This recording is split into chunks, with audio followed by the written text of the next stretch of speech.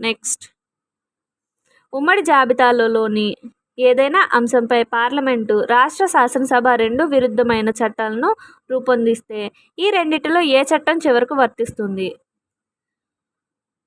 Option 1 రాష్ట్ర శాసనసభ చేసిన చట్టం, ఆప్షన్ 2 పార్లమెంట్ చేసిన చట్టం, ఆప్షన్ 3 రెండు చట్టసభలు చేసిన చట్టాలు, ఆప్షన్ 4 రెండు చట్టాలు చెల్లవు.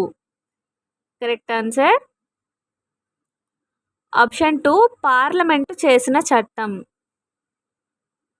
నెక్స్ట్, క్రింది వాటిలో ఏది రాజ్యాంగం యొక్క ప్రభావాన్ని నిర్ణయిస్తుంది? ఆప్షన్ 1 రాజ్యాంగాన్ని రూపొందించే వ్యక్తులు, ఆప్షన్ బి ముఖ్యమైన నిబంధనలు, ఆప్షన్ సి అధికార గుత్తాధిపత్యం కలిగిన ఏకైక సంస్థ.